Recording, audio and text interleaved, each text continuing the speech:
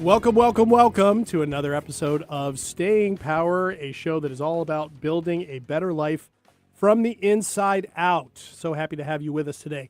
Today we're talking about those old beliefs and coping habits that once protected us but now just keep us stuck.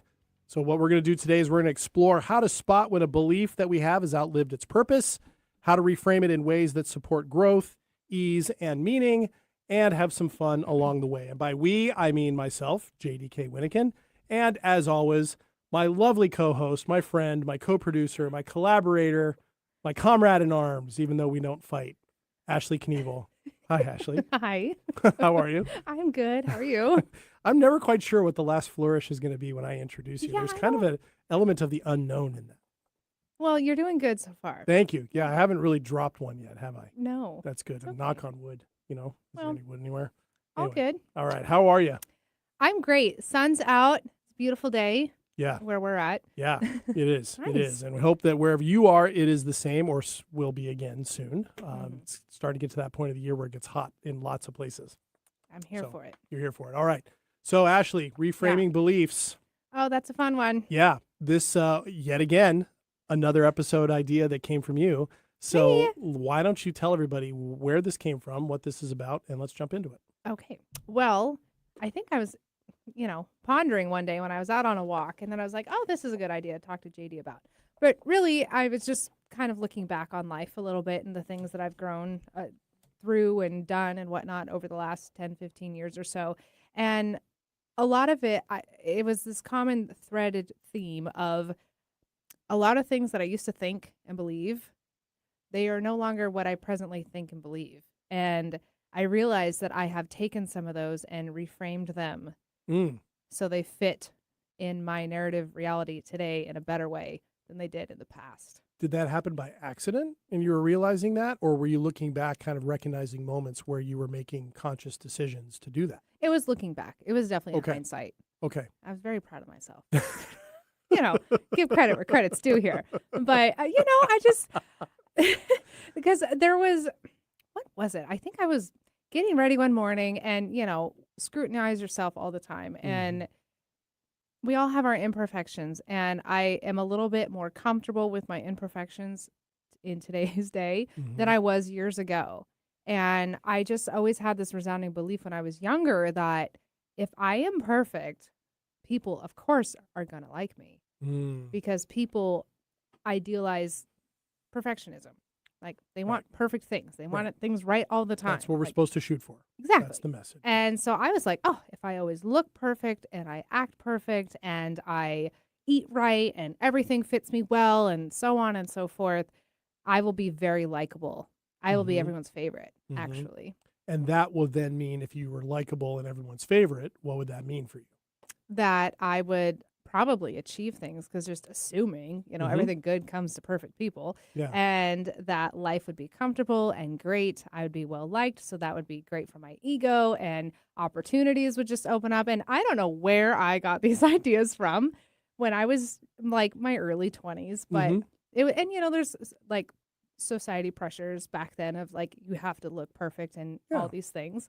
And as I've grown up, I'm like, actually, there's so much more to appreciate in the imperfections. And people can relate to real people. Nobody can relate to fake things, which is... Or perfect things. Or perfect things, because nobody's there. So it was just kind of an interesting thought that I was like, first of all, acknowledging myself that good job for accepting your imperfections and learning to really love and value yourself for them. Right. But also, I'm like, I took a belief that I once thought, and I'm like, actually, no.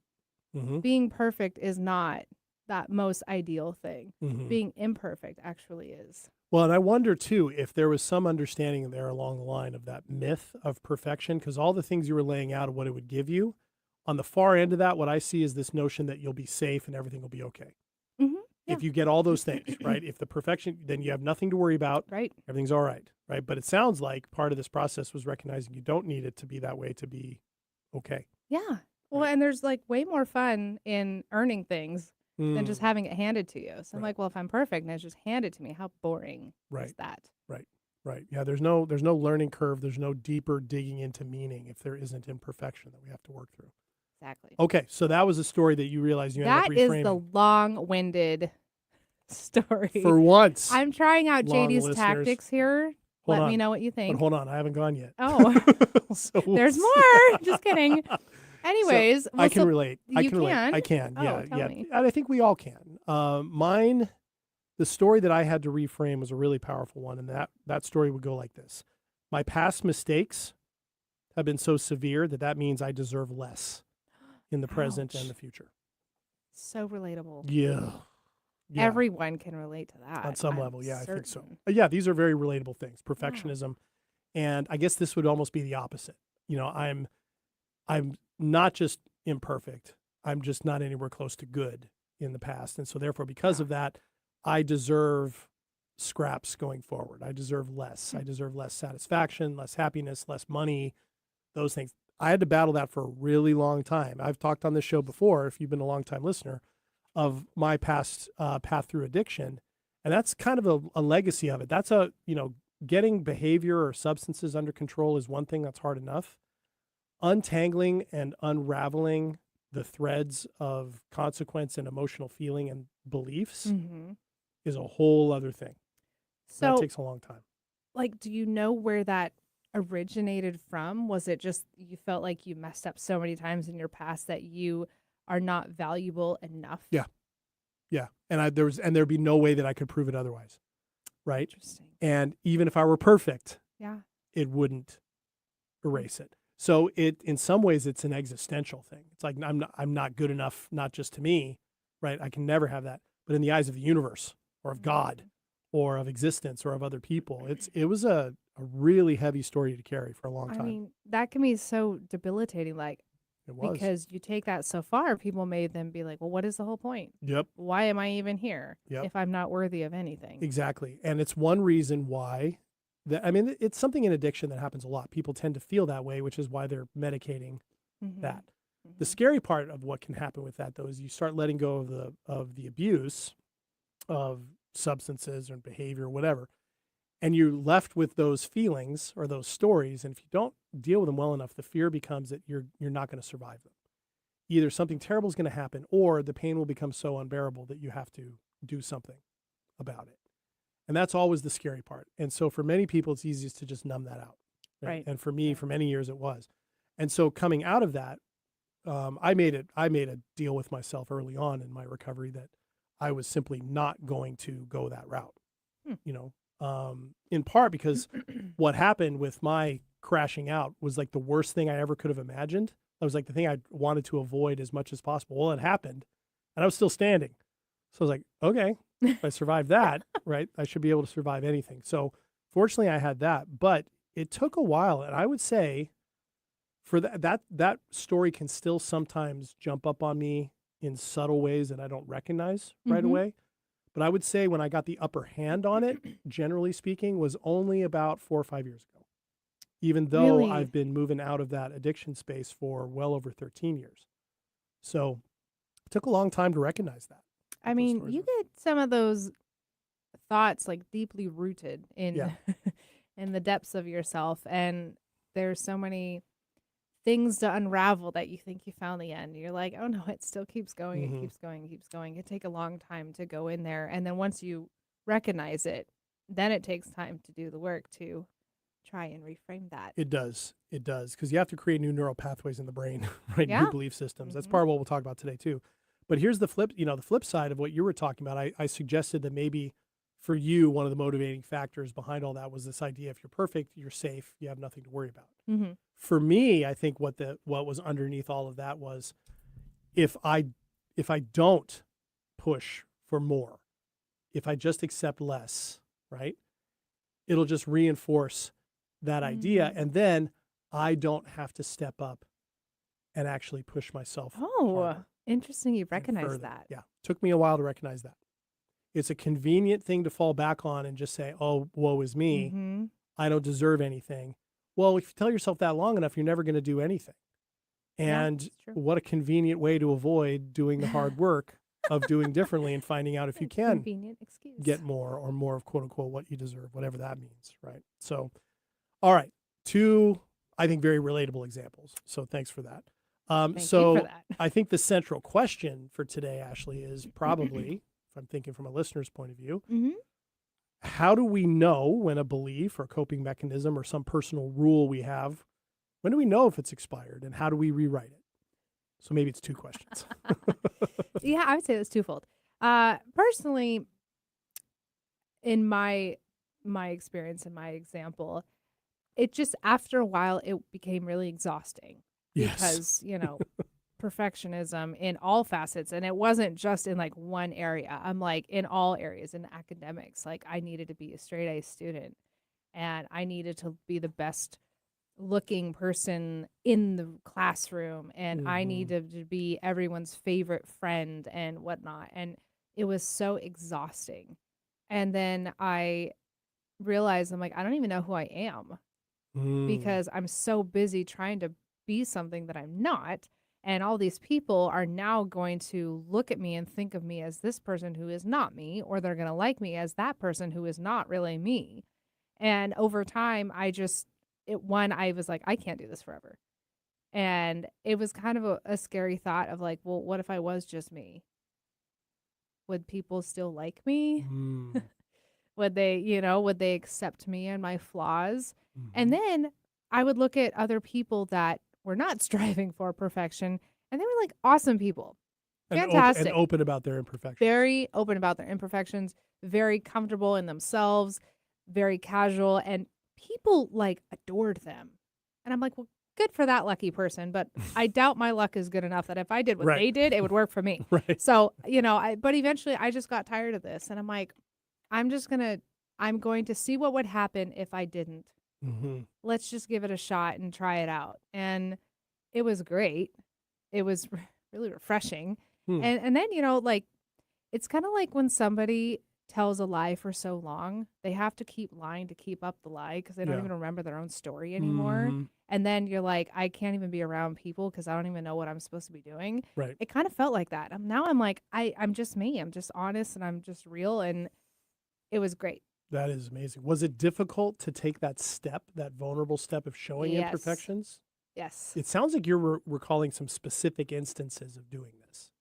Am I getting that right? I mean, a lot of it was probably when I was in college early Okay. because I did running start. So I was like a teenager when I was going to college. So that was one thing. But like kind of cresting out of that and into my early 20s, I just remember I was like not feeling well. And I'm like, I don't feel like dressing to the nines today for my class. Maybe if I just dress really casually, this will be okay. Mm-hmm. And I just didn't feel good. And so I'm like, I didn't really feel like dolling myself up. And I was like, but people know me as like that girl that always looks like she stepped off a runway or out of like a Nordstrom catalog or whatever. Mm-hmm. So I'm like, what are they going to think when they see me like this? Ah. And whatever they thought, they didn't tell me. But, they were still my friend. They were Mm-hmm. still nice. Everything was fine. Still got good grades. Weird. Mm-hmm. But like it just all of a sudden I was like, why was I buying this bananas of a story for so long? I know. And all the energy it takes to sustain it and work within it and Mhm. respond to it and shape, trying to anticipate what people are going to think or feel or say or do. It's exhausting. That's the right word. Mhm. Okay, so anything that's exhausting you is is that. So that's an emotional cue. One for me, I think is really powerful. Resentment. Ooh. Yeah. What do you mean by that? If there's something that, in my case, if I'm resentful about, that can be an emotional cue that there's something in the beliefs behind that resentment Mhm. that I might need to let go of. Interesting. Right. Anxiety can do it too, actually. Sure. Anxiety is the same type of thing. Telltales. And because anxiety is pretty much projecting worries into the future, right? Mhm. About things. And that one's a little bit easier to spot. I think if you're really anxious about something, the belief to give up on is stop thinking you can have control over something just by worrying about it or trying to think through every single possible outcome, thinking that's going to protect you from pain if it happens, because it won't, Mhm. right? I think we've done whole episodes on that one before. So let's stick with Probably. resentment. Resentment is a belief that something should be different than it is. And that thing that is different than you want it to be is causing you a problem. Or it feels threatening somehow. Or somebody, if it's a resentment for somebody's not doing what you want them to do. It's a control thing. So frustrating. Right? But I've seen, and I've done this myself, but I've seen resentment really, really burn into people's kind of daily lives and daily understandings and daily perceptions of the world, of other people, if it's somebody specific, of them. But resentments, more often than not, are built on, there might be some truth in something, but the stories that get built up around them over time indicate that the longer that goes on without that being reality checked, that resentment turns into a complete illusion. And I'll just throw this out there. A lot of things that are out in our political world today are resentments that have been unchallenged, right, or unexamined for a very, very long time. And there's a problem with that. So those are the types of cues that can tell us when maybe there's something in there. So anxiety, exhaustion, and resentment. So those are some strong cues. Yeah, they are. So those are, and kind of wrap up here for this first segment before we go to break. This can be difficult to tease out, but if maybe a metaphor is a good way to kind of use this. If you wear winter boots in the summertime, right? We think, why would you do that? Right? Now, you could say, I need to protect my feet, right? I need to wear shoes somewhere. No sunburns. Right, no sunburns, whatever. So you're technically protecting your feet. They are shoes. Sure. But chances are, if you're wearing them in the summer, it's really slowing you down. They're really uncomfortable. Your feet are all sweaty. And when you take them off, everything's going to stink.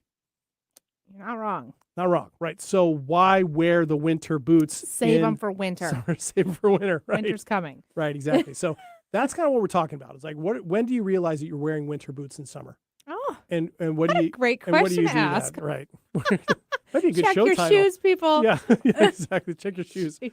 All right. Well, with that in mind, I think we've opened up well here, Ashley. We opened a can of worms. Yeah, let's go ahead and take our first break, and when we come back, we'll talk more about this whole thing of when you realize that beliefs that you have are no longer serving you, what to do next. Come on back here on Staying Power. See you in a minute.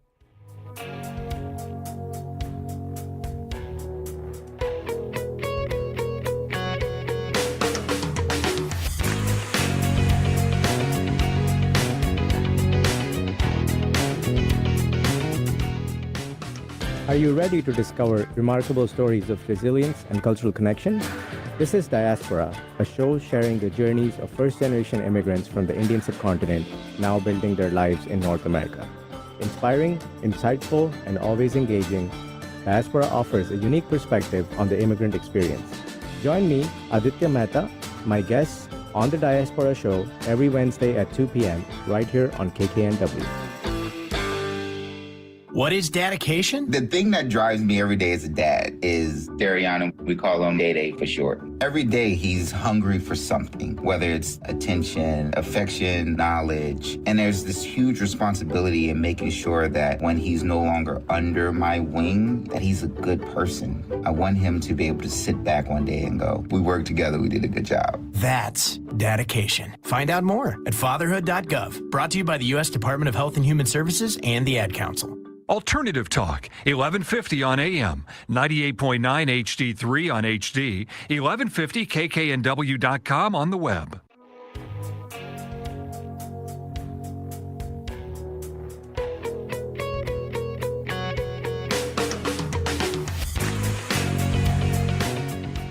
Welcome back to Staying Power. JD here with Ashley. Hello. And today we are talking about beliefs that no longer serve us. When do we recognize that that's the case?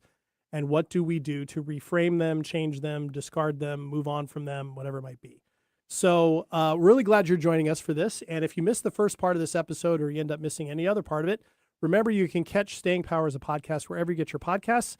You can also find us on our YouTube channel where you can kind of see how all of this goes. And you can also find out more about us at our Radio Homes website, 1150 AM KKNW in Seattle. And in all those locations, you can find show notes, as well as the ways that you can connect with Ashley and I either via social media or on our email at stayingpowershow@gmail.com. We'd love to hear from you, get your thoughts on the show, answer any questions that you have, take suggestions for future topics and the like. And there's more to come. So we hope to hear from you. And thank you so much for joining us. Okay. Mm-hmm. So, Ashley, Yeah. let's keep digging into this because hopefully everybody listening has kind of their own example in mind. I'm sure. I'm these. sure they have. Yeah. Well, and obviously we have our examples because they are our personal experiences. But this is not just based on personal experience. There is also, I'm certain, some science behind this. And of course. Of course, you say that because you probably already researched it. Is there some science behind this? Of course there is. And as so many things are in that we talk about on the show, neuroplasticity in the brain is where all of this happens. No belief that we have has to remain that way in perpetuity just because we have it. And it's not a process of eliminating it in a way where we just one day we don't believe it anymore and we cast it out. Our beliefs actually have connections between neurons in the brain. They reinforce that. And those interact with our bodily responses to stress, to pleasure, to everything in between, to anger, to fear, all of that to create these integrated patterns of how we respond to the things that we believe and how the things we're responding to continue to shape those beliefs. So the good news is those can change over time if we actively reframe beliefs and recognize what they do, because the neurons then, if we're creating new beliefs, start to fire together in different ways, right? And create a rewiring. So as Hebb's law puts it, neurons that fire together wire together, right? Yeah, I know. We're all going to remember What that. a great law, Hebb's Great. law. Yeah. So that's the thing, is neuroplasticity, it means that beliefs can change, but you have to do it intentionally. That there has to be some decisions made, and there have to be some ways of connecting with that and observation of oneself. And that's so much of what we do in our coaching. Well, that makes sense, because even in every belief, if you think about it throughout the day, I'm sure a lot of them hit you almost like advertisements. Like they come and go, and then you see them and you choose which one you're going to believe and hang on to and which one you're just going to let pass you by. Because even like example, it's just interesting that like if you're in an argument with somebody and you're in an argument and you've got some like resentment towards each other because you're like, well, they did this and I believe their intention, why they did it was this, and that frustrates me or whatever. And then they have their own story about the situation. And then you have a conversation and you realize that wasn't the case at all. It was a misinterpretation or whatever. Immediately your belief about that person and that whole situation is gone. Yeah. Because you were now given new evidence and now you choose to believe something else and you completely sever what your old belief was without any attachment to it. It's like, oh, misunderstanding. Okay, great. Let it go. We moved on. Yeah. You know, it's like quick. Yeah. And yet, if you do that, you can still recognize the residual emotional effect on your body, on your mind, on your mood, that whole belief system you had, even if it was for a short period of time, actually had. So imagine what that means then when you give up ones that have been long standing. Oh, sure. Like perfectionism. Yeah, well, and I mean there's other beliefs that you can do about, and they can be defensive. Yeah. You know, like if I remain very quiet and make myself small and unnoticeable, I'll be safe. Yeah. Because no one's going to pick me out of a crowd. Yeah. No one's going to point me out and make fun of me or something like that. Yeah. Or, you know, if kind of in my similar vein of story of if I overachieve, I'll finally be worthy of something. Yeah. Opposite. One I had when I was younger, it wasn't so much that, it was if I just blend into whoever I'm with, I'll be safe. So whatever they're talking about, I'll agree with. Whatever they're doing, I'll do. Right? I'll just I called it just being a chameleon. Right? You just blend in with your surroundings. Yeah, people will like you more. Exactly. And I mean, then I've also on the flip side of that one, if I'm very polarizing, people will like me because I'm polarizing. Right. They'll Or I'll be safe from them. Yes. I'll repel them. Yeah. Yeah. I think we have a lot of that going on these days.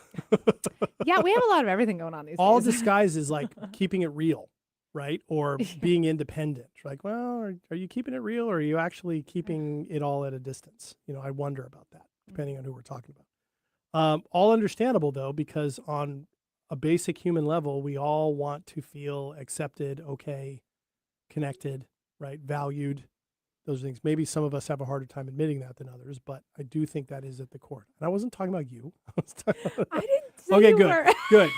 good. Glad we got that understood. You looked at me. No, That's like, so funny. like, no, I'm not talking about you. Yeah. So Ashley, for Mm-hmm. you, like, do you have body cues, like when something's, that exhaustion, for example, when you're talking about that or resentment, do you have body cues that, what are body cues people can be looking for as kind of ways to tell that maybe there's something here that's a belief that needs change? My body cues, we always joke about this. You're more in tune with yourself than I am in this regard. But I felt like literal exhaustion, like decision fatigue was coming in a lot because I'm like, "Ugh, I gotta like always think about what other people are thinking about of me, which is very strange. So is that the type of fatigue that leads to being really tired, like physically tired, or emotional? Yeah, I would say probably both. Mental exhaustion for sure. And Sure. then I would lose drive to do like anything Mm. because then I'm like, oh, I want to go out and go to the store. Here's one. I want to go to the store to go buy some groceries or something. So I'm going to spend an hour and a half to doll myself up to go to the grocery store because of whoever I might run into. And if I run into them, I want them to think this way about me. Wow. That I look perfect even when I go to the store.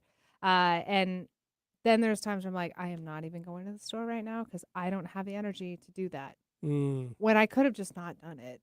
Right. And just gone to the store. Gone to the store. Right. So just like a lack of desire to do things for me was a personal for me. Just so exhausted that to the point that I had no drive to do even simple things. Right. Well, what's interesting, what comes to mind for me as we talk about this is that every single example we're talking about from a somatic standpoint is some sort of stress in the body or in the mind, right? Which is, they're both the same thing, right? Body and mind connected. But they're all a sign that there's internal conflict, right? If you're exhausted, something's not working with what you're doing. If you're anxious, same thing. If you're resentful, same thing. These are signs of inner conflict. And if you think about when we're feeling conflicted, stressed, isolated, angry, resentful, for me, what comes up for me, I feel a little sweaty, like hot, probably because my skin is flushing. Like my stomach gets tight, right? My shoulders hunch a little bit. And the number one key for me is I get restless. Like I just move around. Like I move around. tapping things. Tapping things, walking around.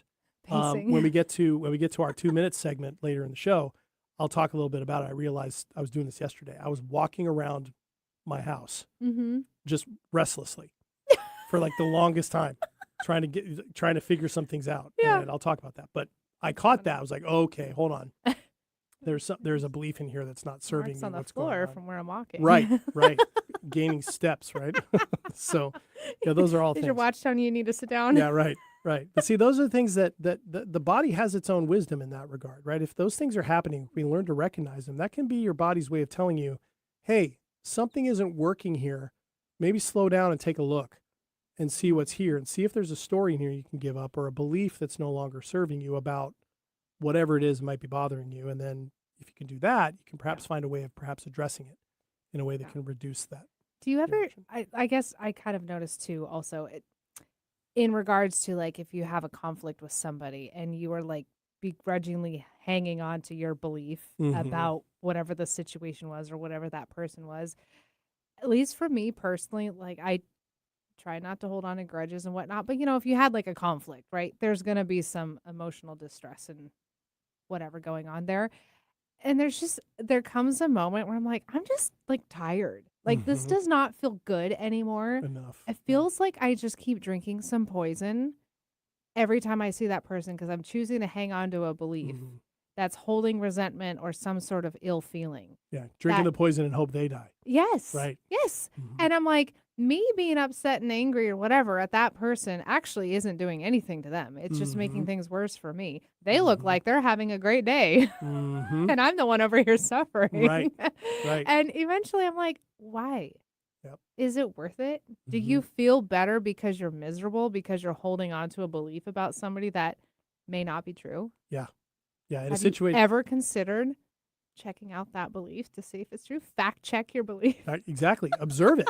observe it. Yeah. Like stand back and observe what that is. Yeah, Mhm. I always call that you're the only person keeping score on that one, right? Yeah. When you have that going on, you're the only one keeping score. Mm-hmm. No, absolutely, because those things are well, first of all, they're nefarious, right? They can come in from just about anywhere. They can be really subtle, and they can be really affecting, right? Yeah. After a while. And if we aren't careful, they can be doing like what you were just talking about, determining behavioral choices, right? Not going to the grocery store, something you need to do because that's where the food is, right? You're right. Not going there because of some belief, Uh-huh. right? And the effort that it takes in your mind to effectively address that, to be okay to go outside. So yeah, being able to observe that, and that's a key part of what we're talking about here, because if you're going to reframe something in real time, you have to be able to observe that you're doing that, Mm-hmm. right? Absolutely. And then make a conscious choice to do something different, right? So in your case, it's a great example, actually. Noticing, hey, I'm not going to the grocery store because it'll take me an hour and a half to do my makeup and choose my outfit So the way I want to. stupid. And that is right. And that doesn't make any sense. I'm just going to the store. I literally think about this. I'm like, Yeah. really? And you don't live really far from the grocery store either. So it's not like Okay. you'd be. Hold the phone. Yeah. When this was still my thought, I lived further away. Oh, you than a live further grocery- away. My Okay. goodness. Sorry. Okay. All right. Fair enough. Be that as it may, it's not a huge leap, right? Going to the grocery store is usually not that far away. No. Right. You're not driving across counties to go to the No, grocery store. not. All right. But if you observed that belief, then you would have to make the conscious choice that you said to just go, you know what? I'm just going to go without it because I need to go to the store. Yeah. Now, you might have been uncomfortable, right? Mhm. Might have been kind of hypervigilant. Mm-hmm. Might have felt a little, Fastest trip I ever had. right. Hey, In and out and done. sometimes when But I you need did it. Twinkies, you need Twinkies, you know? I do not eat Twinkies. Yeah. I know Yeah. you don't. I know you don't. Jeez. I don't No know. sponges. For I don't know me. why Anyways. that popped up. But You must nevertheless, like yeah. Twinkies. So you felt that. Yeah. Okay. Yeah. But that's what it does. And then you obviously survived it because here you are sitting here right now, right? Survived so the store. You survived Good. that. You made the conscious choice to choose differently. And what that tells our brains is there's a different way to do this. And this fear that we had of not being safe and therefore helping make behavioral choices, we no longer need to follow as readily. Mm-hmm. And it allows the opportunity for you then to build on that new habit or to turn it into a new habit, a new choice of just going to the grocery store when you need to go to the damn grocery store. Right? It's great. Yeah. So freeing. Yeah. When I finally got there. Yeah. And it's about a lot more. It's not even really about the grocery store. No. Because then I'm like, where else can I go Right. like this? Right. There's like a whole new world here. And I'm like, I have so Exactly. much more time in my day now. This is Exactly. great. And I'm saving money because I'm not putting on pounds of makeup all the time. Mhm. Life improved. Yeah, I can say that. Absolutely. I can Absolutely. say And there's other environments too. I mean, I would think that when you go do your jujitsu work, you're not worried about the No. makeup you're putting on. There is none. Right. There is none. Right. Yeah. Right. Because that just makes sense. Uh-huh. Right. And yet you're around a whole bunch of other people, probably all doing similarly, not wearing Mhm. makeup, Mm-hmm. right, for the same reasons. And that reinforces that idea in our brains that this is an okay thing to do in this environment. And if it's okay, if we observe that, we can say, well, if it's okay in this environment, in the dojo, why would it not be in other places? And they can go, okay, because the understanding is it's supposed to be different there. Mm-hmm. Is that my belief or is that somebody else's belief? Yeah. And then you can choose accordingly. That conscious observance of the belief is a key thing. And then choosing different. Okay, that's how we rewire things. It doesn't just happen magically out of nowhere. We actually have to do work around it. So anyway, I just thought that was a point worth making. More science. That was a spot on scientific point. Yeah.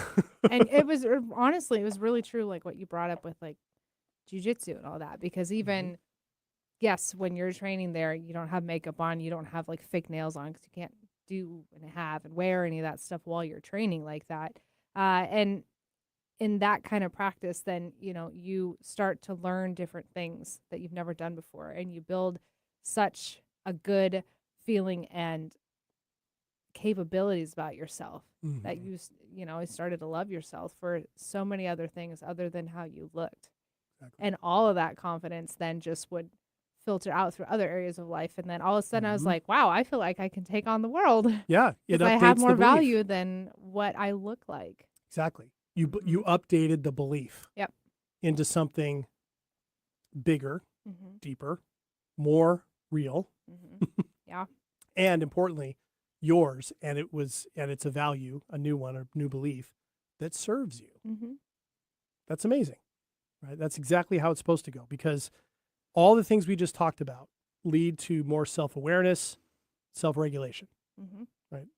Everything. So just observing. It's so funny. People will say all the time, what do I got to do? What I got to do? What I got to do? Really notice and observe these things. Notice when you see the belief, okay, is that one serving me? Even if you don't know the answer to it yet, just sort of let it hang out there. Yeah. Just notice that you have maybe it. write it down sometime. Sure. And then every time it, like in your phone on the notes app, or like if you have notebook or something, write down every time it crosses your mind. Make note of it. And so then you can see like, how many times does this cross my mind? And then you can write down next to it like the new belief that you're trying to replace it with. And it's like, okay, every time I have this belief, I'm going to think about this and choose to believe this. Yeah. You will switch that. I like that. Thanks. I like that. Yeah, like little check marks when you notice that it comes up. Yeah, that's really good. I like that one a lot. I mean, what I like about that too is that you do that and that opens up curiosity, right? Can I shift this around? Will I think about it less tomorrow?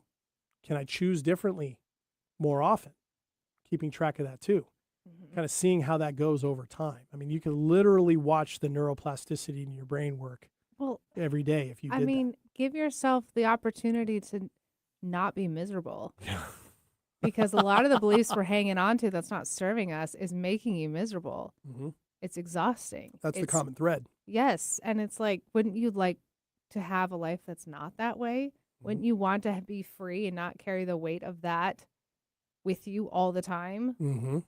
Absolutely. So I would challenge that you give yourself the opportunity to let it go.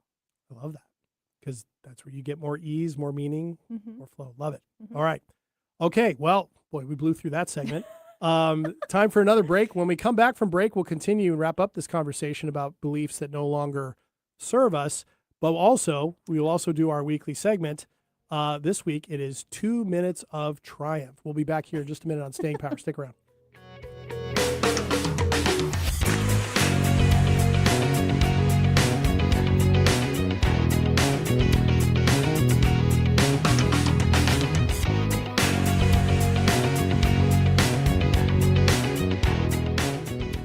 Hello, I'm Chris Erdman. Every Wednesday at 8 a.m. on KKNW, I sit down with inspiring entrepreneurs, creative minds, and game changers to uncover the real stories behind their business. On my show, Made of More, we explore the challenges that they've overcome, the breakthroughs that they've celebrated, and the mindset that drives them forward. If you're ready to unlock your full entrepreneurial potential, Made of More is the show for you, because here we know you are made of more.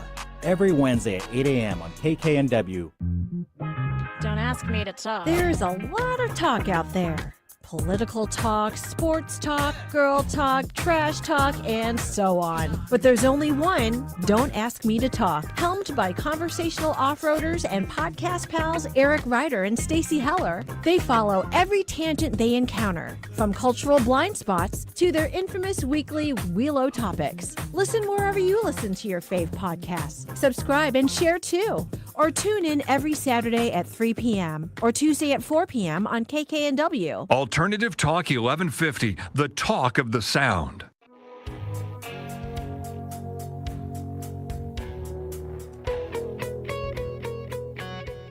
Welcome back to Staying Power. JD here with Ashley. Yo. And today we are talking about, that was funny.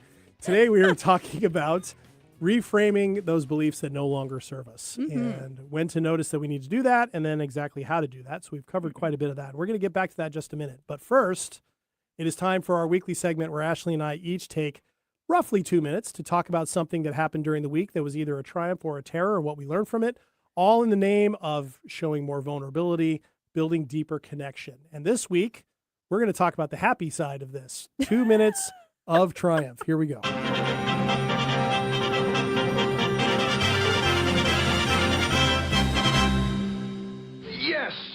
All right. You two Ashley. are so funny. Yeah, Ashley, go ahead. Me. Okay. Well, this is a funny one to admit out loud, but when I'm stressed and frustrated, whatnot, I normally never turn to social media because I think that's the worst place to go because it's just a distraction and a lot of what you see on there is just going to inflate your already exasperated feelings. Right.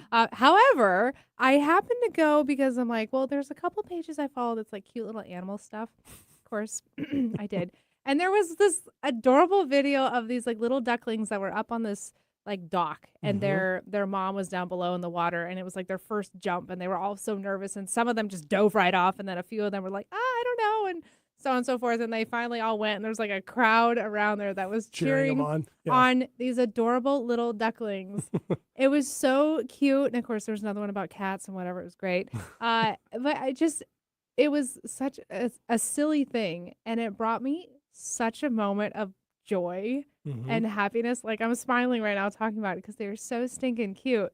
And I'm like, you know what? Those little things of life can go so far. I mean, I was having a really terrible moment and I, for whatever reason, found that and it was so cute. And after that, I'm like, moment's not so bad. There you go. So There anyways, you go. animal videos. That's a great triumph. Yeah, and congratulations on avoiding doom scrolling as a practice. That's thanks. well done. Well done. That's a triumph too. Okay. Yeah, that All right. is. That What do you is. got? My triumph is I learned again just yesterday the importance of sharing what's going on in my life, particularly when things are difficult or I'm feeling challenged, with the people that are closest to me. Okay. I have a tendency sometimes when things feel heavy or I'm feeling uncertain to really go inward. I get caught up in my head and I don't always share what's going on. And it's not always asking for help, just sharing what's happening. And yesterday I ended up actually doing both. Like, just some things were coming down. I was like, I need to talk to somebody about this. I don't know what to do.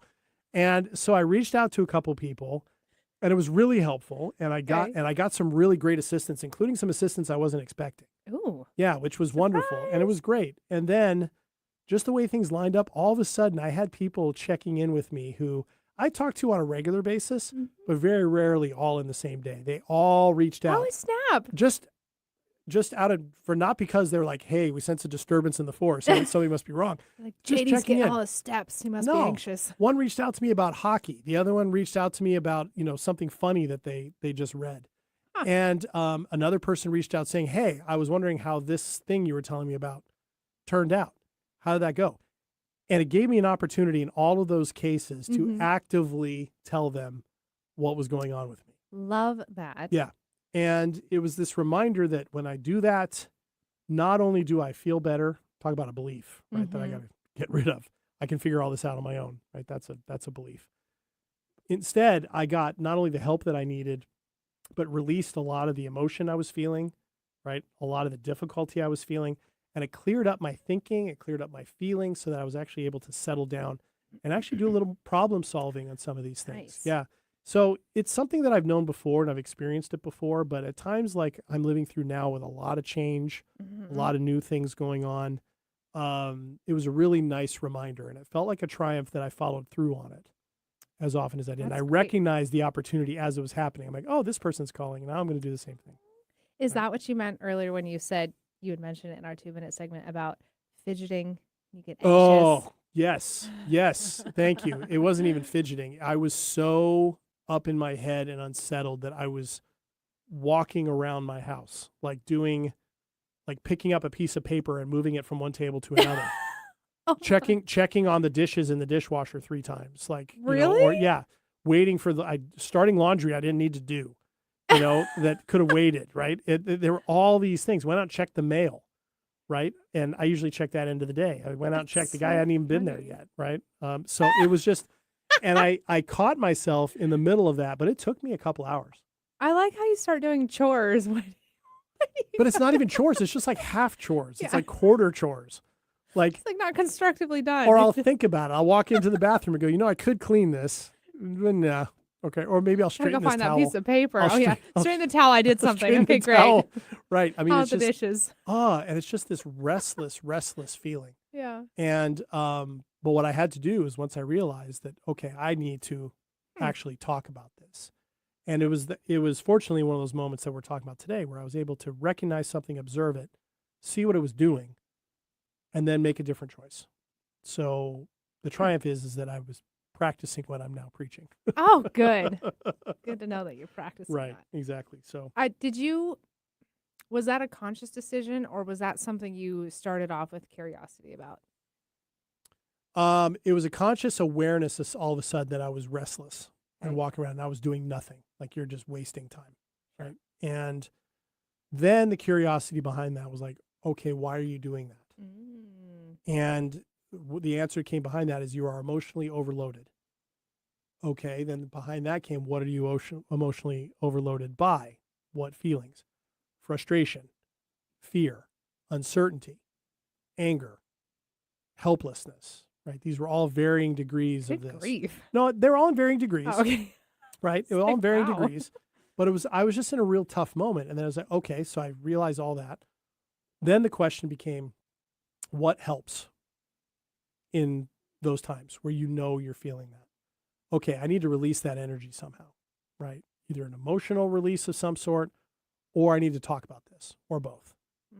And in the case, what I ended up doing was I ended up making a couple phone calls, and the emotion followed right behind it, right? So there was that. And these are people that I know I can go to for a really good landing spot, right? And so that helped. And then behind that was, okay, what can you do differently, and can you accept what is offered, right? Oh. The help, the advice, the wisdom, the space, the empathy. Can you accept that as well? And yeah, so it kind of was a process to answer your question. So all those were part of it, but it took a little while. Took a little while to unravel. And interestingly enough, I slept so much better last night than I have in like 4 days. Oh, good. So it was probably building up on me a lot Well, longer than just yesterday. That's important. Yeah, for sure. Sleep is a must. Right. It is. Absolutely a must. Okay.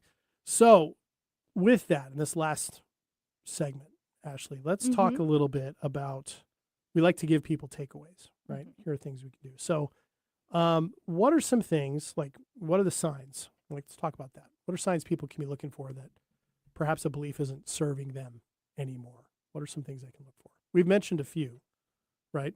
But there's turns of phrases, there's thoughts, there's stuff like that. Anything come to mind? I mean, for me, I would say that as soon as you started to get tired or exhausted by it, you get an ick feeling. I don't know how to describe that. You would say you probably feel something like deep down in your tummy. You just don't feel good anymore. And if you really use curiosity about where's that feeling coming from, and you recognize it, allow yourself that freedom to challenge that. But that's would be a first one that comes to mind is I get that feeling. That ick feeling. That I'm like, this does not serve me, and I don't like it, and I don't know why.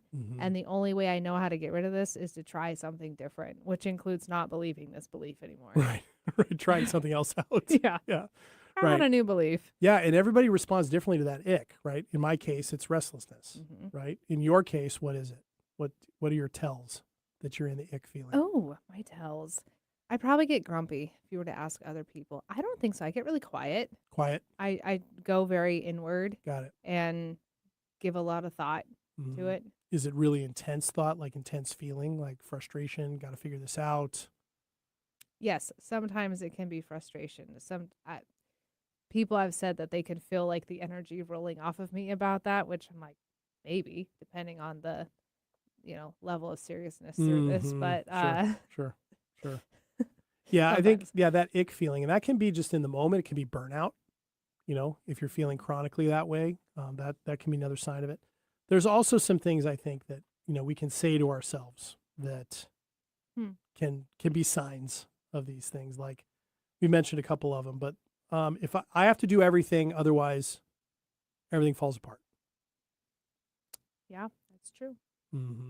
That's one of those things. If a statement like that, if I don't do this, everything's going to fail. If I don't sacrifice myself for this, nothing's going to happen, right? That can be a thing. We can see that at work. Oh, yeah. We can see that, I have had that one before. Right. Another one I actually commonly see is, well, that's just how I am. And this one, if you want to like really piss me off in a very short period of time, like see a real fast flame, use that as an excuse. That's just me. Yeah, That's we how did a I whole am. episode on that Yeah. not too long ago. Yeah, wow. There's the energy. Look at But that. I'm like, really? Like, I'm just going to sit here and accept that you're unwilling to do anything with this and take no responsibility at all? Yep. Absolutely not. That's just how I am. Yeah. Yeah. Yeah. You can change yourself, Mm-hmm. sir Yeah. or ma'am. But Yeah. I'm like, that one just, I'm like, no, unaccepted. Yeah, it's because that's usually used as a shorthand for I don't really want to change anything. Yes. Yeah. It's saying a very strong message in a very short sentence. Yeah. Yeah. And it is one that I do not believe. I don't either. And it's also one of those telltale things we were talking about earlier that can suggest that in the name of I am just who I am, keeping it real and I'm independent, you're actually shielding yourself from having to do anything tough. Yep. Yeah, there is that one. So that might be one. Another one, similar. If I don't do this, I'm going to lose everything I've worked for. Statement like that. Right? Sure. That's why so many people stay in jobs they hate. Right? Mm-hmm. If I don't do this, I'm going to lose this. Right? Or, and while that might be true, if you stopped a job and you stopped making money, right, you might lose some things. Mm-hmm. What that statement can do is limit the idea that you could find something else to make that money that might be more rewarding. Maybe it's less money, but you actually feel better doing it. It makes your life better, even if you're making a little bit less money. Now, I realize that's difficult because some people really deal with economic insecurity or fear of that. Sure. And those are all real things, particularly if you grew up with it. So it's not to say all these are fit everybody equally, but these are just different examples of those types of things. If you're looking for some way to go, maybe that's a belief. What are the statements you say about yourself when you're in a protected mode or a resentful mode? Those might be the first things to look at. I do see as a last one, because I know we're wrapping up, but No, that's fine. as when, like, in reference to if people are in an argument or whatnot, and they're like, I do not want to drop my resentment-filled belief about that person because I will look weak or my ego is going to take a hit and I don't want to feel that. And anytime you notice that, that's a good indicator that you should probably drop that. Yeah. You Right. should really practice that. Right. Observe it. Observe it. See what it's doing. See how it's affecting. Yeah. And you know what? Chances are the other person's not going to look at you and be like, huh, got you. No, they're probably going to be like, I really appreciate the fact that you can be a nice, genuine, honest human being and admit a fault. Yeah. Yeah. That you Because we can all relate to that because we all have faults that we're afraid of everybody seeing. Yep. Yeah, for sure. All right. Well, coming down to the end of today's episode. Ashley, this was a great topic. Great to Thanks. suggest This that. was good. Thanks You know, for chatting with me. Yeah, absolutely. And a reminder to all of our listeners that really what we're talking about here, when you reframe an idea and you do it successfully and you find success in it, you're actually building resilience. You're increasing your own sense of agency, right? And that deepens our ability to handle more stress, to relate with others with compassion, and to grow. So this week, if you want something to kind of focus on, observe, notice stuff that comes up. Listen to the body signs that maybe there's something that you have a belief going on that might need some reframing, and just notice what it's doing and see what ideas you have for different choices, and then try one out. Do it over something small. Try it once. See what happens. See what it feels like. And if you have that experience and you want to share it with us, please let us know at stayingpowershow@gmail.com or reach out to us on our social media feeds. We'd love to hear about it. We might even talk about it on the air. So thanks so much for joining us for today's episode of Staying Power. We'll be back next week with another interesting topic. Until then, and then when we get here, I'll still be JD Winnikin. And I'll still be Ashley Knievel. We'll see you guys soon. Bye.